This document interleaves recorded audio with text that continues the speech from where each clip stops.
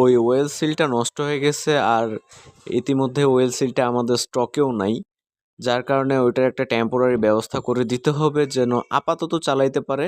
পরে শোরুম থেকে বা অন্য কোনো একখান থেকে যদি পেয়ে থাকে নতুন একটা সিল, তাহলে সেটা নিয়ে আসলে সেটা লাগাই দিয়ে দিব। ওনাকে বলেও দেওয়া হয়েছে অলরেডি। পরবর্তীতে যদি উনি নতুন একটা ওয়েল সিল নিয়ে আসে ওই কিকারের, তাহলে ওইটা পরবর্তীতে লাগাই দেওয়া হবে, কোনো সমস্যা নাই। তো আপাতত আলহামদুলিল্লাহ সব কিছু লাগানো শেষ। এখন লাগানো শেষ করে এপাশে কাভারটা লাগাই দেওয়া হবে। কাভারটা লাগাই দেওয়ার পরে সব কিছু মোটামুটি শেষ হয়ে আসলে তারপর মোবিল ঢালা হবে নতুন মোবিল দিয়ে, তারপর একটা টেস্ট রাইড দেওয়া হবে। ওই পাশের যত কাভার টাভার যত যা ছিল সেগুলো পেট্রোল দিয়ে ধোয়া শেষ, এখন অ্যাডজাস্ট করার পালা। আর যেহেতু আমরা সিলটা স্টকে নেই, সিলটা পাল্টাতে পারিনি, এই হচ্ছে সেই সিলটা, ছোট্ট একটা সিল। এটার পাশ থেকে যেখানে লাগানো থাকে ওই পাশ থেকে হচ্ছে আপনার মোবিলটা লিক করে। তো এটার একটা টেম্পোরারি ব্যবস্থা যেহেতু করে দিতে হবে, সেহেতু আঠা আছে, আঠা দিয়ে আপাতত টেম্পোরারি একটা ব্যবস্থা করে লাগাই দিব, যেন কয়েকদিন কিছুদিন মানে চালাইতে পারে, যতদিন পর্যন্ত উনি নতুন একটা না পাচ্ছে বা নতুন একটা কিনতে না পারতেছে। সো আপাতত আঠা দিয়ে লাগাই দিছি, কয়েকদিন চলবে ইনশাল্লাহ। তেমন একটা মোবিল লিক হবে না আশা করা যায়।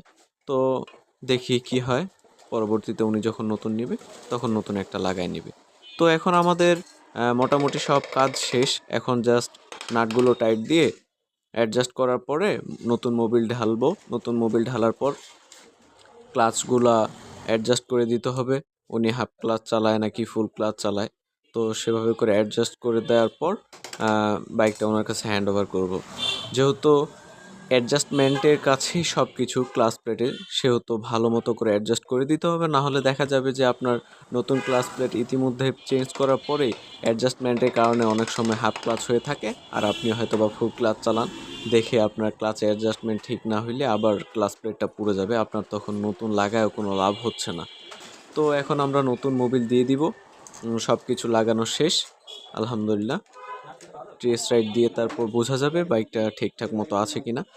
তো গাইস, ভিডিওটি ভালো লেগে থাকলে অবশ্যই আমার চ্যানেলটি সাবস্ক্রাইব করবেন, লাইক করবেন, শেয়ার করবেন এবং কমেন্ট করবেন। ইনশাল্লাহ প্রতিদিন ভিডিও আনার চেষ্টা করব, আরও ভালো ভালো ভিডিও আপনাদের উপহার দিব। অবশ্যই চোখ রাখবেন রায়হান ডেইলি ব্লগ, আর পরবর্তী ভিডিও অবধি অপেক্ষা করুন। ইনশাল্লাহ খুব তাড়াতাড়ি আরও ভিডিও আসবে।